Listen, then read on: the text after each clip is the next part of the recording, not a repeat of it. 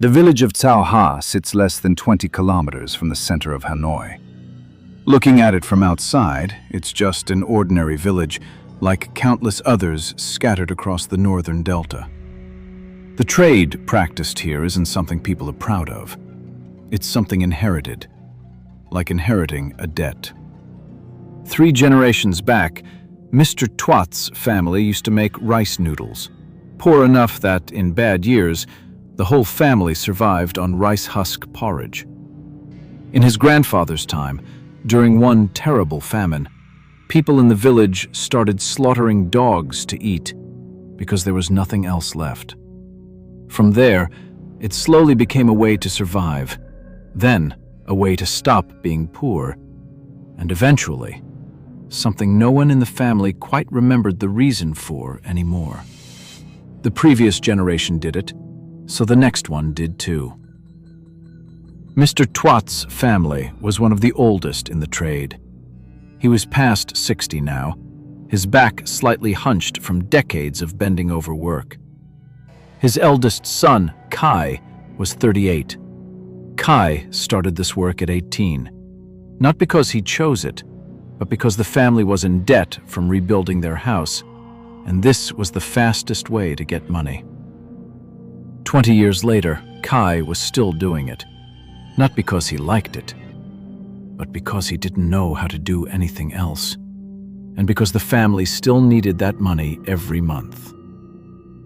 In the village, people said Khai had a gift for it, fast, clean. But if you looked closely at his eyes while he worked, you wouldn't see the eyes of a man who enjoyed something he was good at.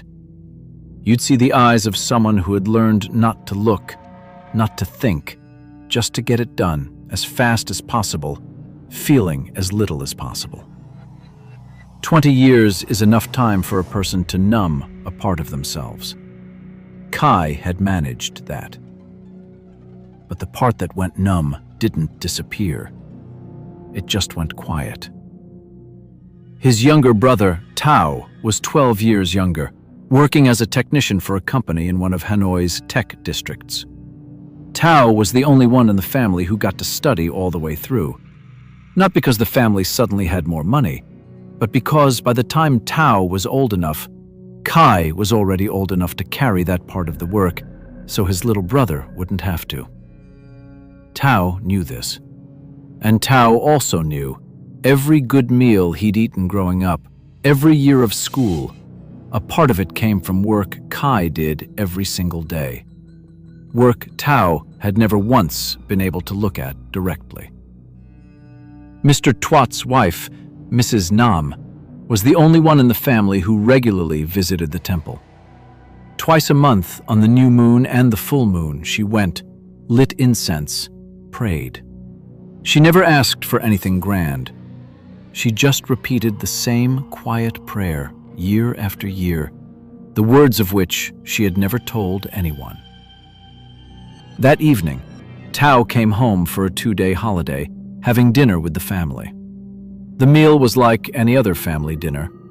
Mrs. Nam had made a pot of vegetable soup, fried tofu, and a dish of braised meat. During the meal, Khai talked about work, but not with any pride. He spoke the way someone reports a finished task. Finished a batch of 40 today for the buyer out in Tan Tri.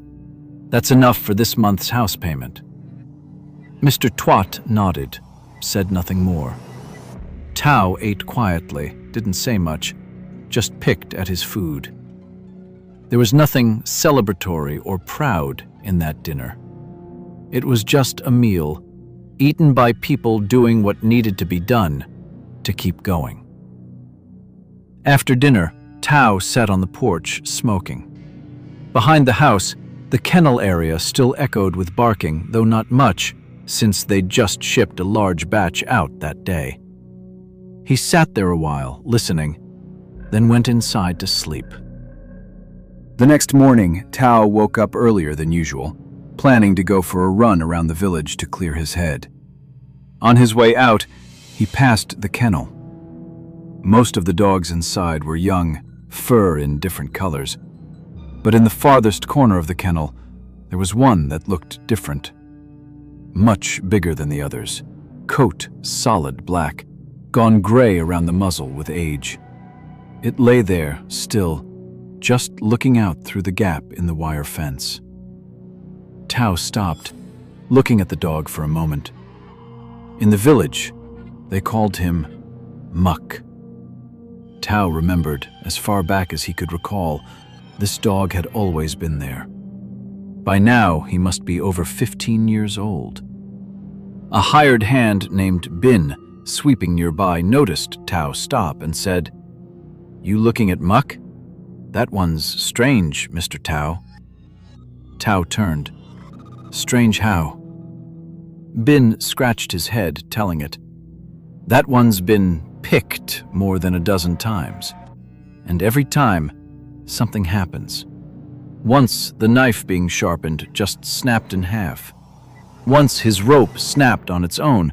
He ran off, but the strange thing is, he ran out and then walked right back into his kennel on his own." Tao looked at the dog. It just lay there watching, with no sign of fear. Bin continued, voice a little lower. "Nobody who works here will go near him. Anyone who tries just suddenly feels like he's the one being watched." Tao smiled faintly, said nothing, and continued his run out the gate. That afternoon, Khai came home, sat with his father drinking tea. Mr. Tuat mentioned next week's shipment, a bigger order than usual from a buyer in Hadong, money that would go toward the last of the house debt. Khai nodded, then said, with nothing particular in his tone, just a thing that needed doing, "I'll check the kennel, sort out which ones are ready for next week, including Muck. He's taking up space, and we need the numbers anyway." Mr. Tuat said nothing, just drank his tea. It wasn't a decision made with any enthusiasm. It was just a number that needed to be reached, and Muck, despite 15 years, was just a number in that count. That night, after dinner, Khai went out to check the kennel as he'd told his father. He walked along the rows, shining his flashlight into each pen, marking which ones would go in next week's shipment. At the last kennel, Muck was still lying there, head resting on his front paws. Khai shone the light in. Muck slowly turned his head toward it. Khai opened the gate, intending to leash Muck and move him to the holding pen. Muck didn't struggle, didn't bark. He stood up, slow, and let Khai loop the rope around his neck. While tying the rope, Khai happened to look up, and Muck was looking straight at him. Not the look of fear, just looking for a long time, not blinking. For one moment, just one very brief moment, Khai felt his hands slow down, as if some part of him, the part that had gone numb for 20 years, suddenly felt something. But the moment passed quickly. Khai led Muck to the holding pen, tied him to a post, and went back inside. That night, Khai went to bed as usual, but around 2 in the morning, he woke up suddenly for no reason, lying there staring at the ceiling. There was a feeling like someone was in the room, standing in the corner, looking toward the bed. Khai lay still for a moment, then turned over and went back to sleep. The next morning, Khai woke as usual, headed out to the kennel for work. While washing his face, he glanced in the mirror and noticed a red mark on his right wrist, shaped like a small paw print, pressed into the skin. Khai looked at it closely, turning his wrist back and forth. He couldn't remember doing anything the night before that would cause this. He rubbed it gently. No pain, just a faint warmth under the skin. Figuring he'd bumped into something the night before, he pulled his sleeve down to cover it and went out to work. Around noon, Mrs. Nam came back from the market, went to the kitchen to start lunch. While picking through vegetables, she suddenly stopped, head lifting. She stepped to the kitchen door, looking toward the kennel out back. Barking. A lot of it. Loud, like 100 dogs all at once. But the number of dogs left in the main kennel right now was small, fewer than 10. 10 dogs couldn't make a sound that loud, that synchronized. The barking lasted about 10 seconds, then cut off. Completely. Not fading out, just stopping instantly, as if someone had hit a switch. Mrs. Nam stood there a moment, then went back inside, didn't mention it to anyone. At lunch, the family sat down to eat. Khai still had his sleeve pulled down. During the meal, Mrs. Nam frowned. "What's that smell today?" Everyone sniffed. There was a faint smell in the air, slightly fishy, slightly rich, like boiled meat. Mr. Tuat said, without thinking much of it, probably drifting in from the kennel. Mrs. Nam nodded, kept eating. But Tao noticed. This smell was different from the usual one from the kennel. This one was the smell of something rising from a pot of boiling water. The kitchen had no pot on the stove at that moment. 2 days later, on the full moon, Mrs. Nam went to the temple as usual. After lighting incense, she sat talking with the head monk, as she always did. Mid-conversation, the monk paused, looked at her, and asked in an ordinary tone, "Has anyone in your house been hurt lately? Some kind of injury?" Mrs. Nam thought for a moment, then said, "Yes, my son Khai. A few days ago he got a red mark on his wrist, like a burn, but he doesn't remember bumping into anything." The monk nodded, said nothing more about it. He simply poured more tea, then said, still in that same ordinary tone, "One life calls for one life. But this kind of debt isn't always paid with a life. Sometimes it's paid with time." Mrs. Nam didn't understand what that meant, was about to ask more, but the monk had already stood up, said he had something to attend to, and left. On the way home, she passed the holding pen, where next week's shipment was kept. Mrs. Nam looked in, saw Mook lying in the corner. Mook wasn't lying still like usual. He looked toward her, tail wagging, slow, the way a dog wags when recognizing someone familiar. Mrs. Nam stopped, looking at him for a moment. She remembered, when Mook first arrived, still a puppy, she'd been the one who fed him those first meals. She'd never told anyone in the family this.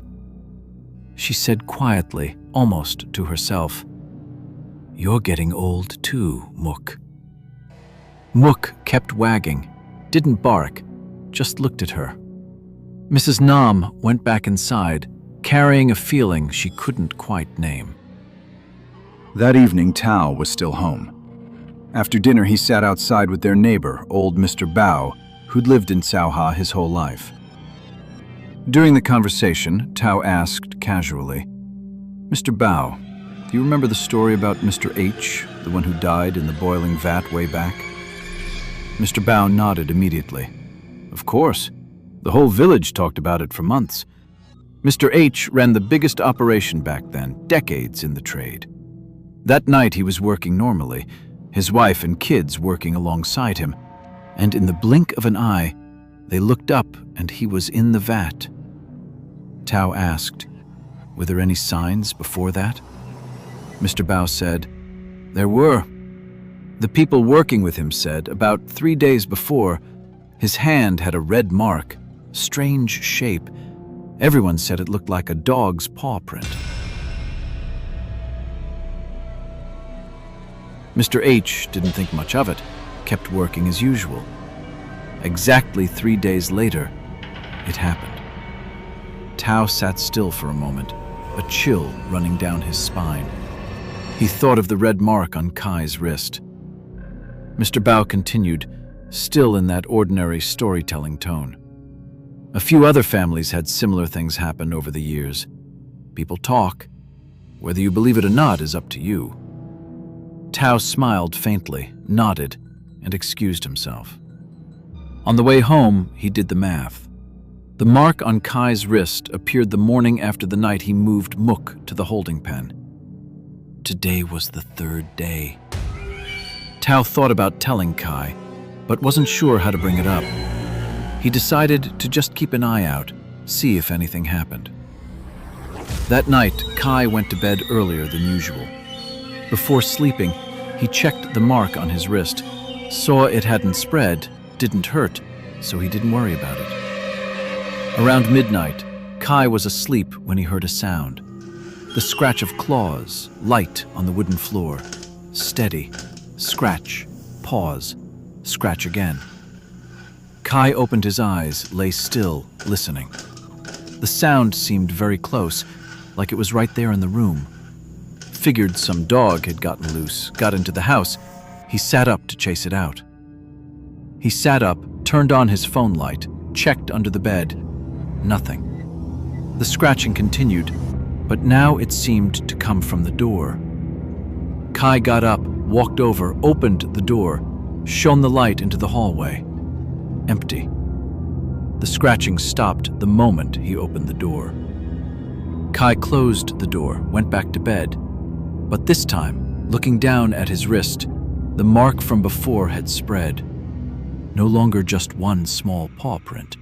Now there were two, overlapping. Khai looked at it for a moment, feeling, for the first time, a flicker of real worry. He pulled his sleeve down and tried to sleep again. The next morning, Bin, checking the security camera footage, found something strange. Around midnight, in the main kennel, where only a few small dogs remained, sleeping quietly, the camera had captured shadows. Many of them shaped like dogs, moving back and forth, but the real dogs in the pen were lying perfectly still, not moving at all. Their shadows on the ground, however, moved, as if a whole different pack was walking through there. Bin watched the clip 2 or 3 times, then turned off the screen, said nothing to anyone. Exactly 3 days after the mark first appeared was shipment day for the Ha Dong order. Khai got up at 4 that morning, headed to the holding pen, started work. The big vat of water had been set to boil ahead of time, as usual. Khai stood by the vat, started on the first ones. By the 5th or 6th, Khai bent down toward the vat. Thick steam rose, white, partially obscuring his face. Inside that steam, Khai saw it. A black dog, larger than any he'd ever seen, lunging straight at him. Face vicious, eyes glowing red, jaws open, coming out of the steam itself, leaping toward his face. Khai screamed, instinctively jerking backward. His foot caught on the water pipe on the ground. His body lost balance, falling backward, straight toward the open mouth of the boiling vat. At that exact moment, Bin, standing nearby, instinctively grabbed Khai's arm, yanking him back. Both men fell to the concrete floor. A few drops of boiling water splashed out, landing on Khai's arm, leaving a small burn. Khai lay on the ground, breathing hard, eyes wide, staring at the vat. Just a vat of boiling water, steam rising, nothing else there. News of Khai's near fall into the vat spread through the house quickly. Mrs. Nam took him to the clinic right away. The doctor said it was just a minor burn, nothing serious. That night, Mrs. Nam told Mr. Tuat and Tao about the monk's words, about the mark on Khai's wrist. Tao told them what Mr. Bao had said. The family sat together, silent for a moment. Mr. Tuat spoke slowly. "Maybe tomorrow we let all the dogs go. The whole shipment, too." Khai, sitting there with his arm lightly bandaged, didn't object. He sat quiet for a moment, then said, his voice smaller than usual, "Okay, let's do what Dad says." The next morning, the whole family went out to the kennel. Khai opened every gate himself, releasing every dog left, including the Ha Dong shipment, including Mook. About 50 dogs, one by one, ran loose, scattering toward the fields behind the village. Mook, once released, didn't run off like the others. He stood there for a moment, looking at Khai. Khai, standing there, bowed his head, said quietly, "I'm sorry." Mook looked at him a moment longer, then turned, ran after the others toward the fields. That night, for the first time in days, Khai slept straight through, no dreams, no sounds. The next morning, the burn on his arm had started to dry, fading to a light brown, a sign of healing. The whole family felt like it was over. Mrs. Nam went to the temple, brought a larger offering than usual, giving thanks. 3 days later, that evening, Bin, the one who'd saved Khai, was invited to stay for dinner with the family. A small thank you, and also a celebration that everything had passed. Dinner that night had several dishes, the mood in the house lighter than it had been in days. Khai, his arm much better now, sat eating with everyone, telling the story from before, his voice able to laugh now as he told it. "I must have been so tired, my head full of all that talk about Mook, that I just saw things that weren't there." Everyone laughed along. Bin laughed too, joking back a little. Mrs. Nam got up, set another pot of water on the gas stove to make tea for everyone after dinner, as she always did. The pot sat on the burner, flame high, water beginning to boil. The family kept eating, talking, the laughter from before still lingering. The lights in the house went out. Completely. Not a power outage, because the light from the neighbor's house next door still shone through the window gap. Only this house, in total darkness. In those 2-3 seconds of darkness, there was a loud impact, hard, followed by a short shout from Khai, then silence, cut off mid-sound. The lights came back on. Khai was no longer in his seat. On the floor, right by the stove, Khai lay there, face down, one side of his head pressed against the rim of the pot of boiling water, part of his face submerged. No one had seen him fall or get pushed. They only knew, in those 2 or 3 seconds of darkness, it had already happened. Mrs. Nam screamed. Everyone rushed to pull Khai away, turn off the stove, call for help. In the chaos, Bin, closest to the back door, instinctively ran to open it for more light, more air. The back door opened, looking straight out onto the empty lot behind the house, where the kennel used to be. Bin stood there, hand still on the door handle, not moving.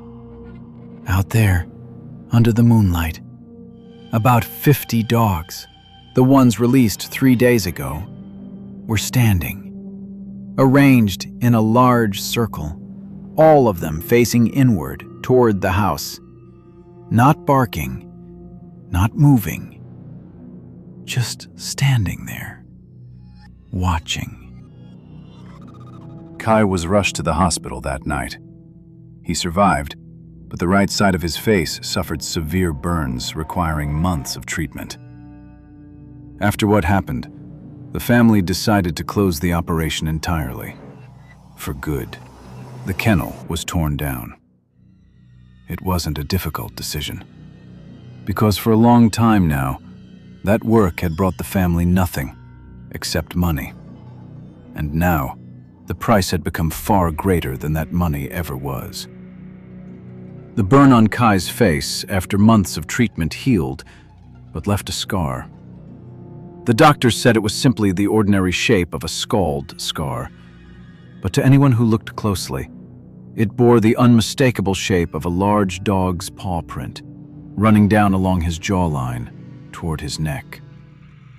From then on, every year on the exact anniversary of that night, The scar would flush red for a single day, then fade back to normal, as if the boiling water had never gone cold. Khai never spoke of it to anyone, but every year on that day, he would walk out alone to the empty lot behind the house where the kennel used to stand. He'd stand there for a while, then go back inside, saying nothing at all.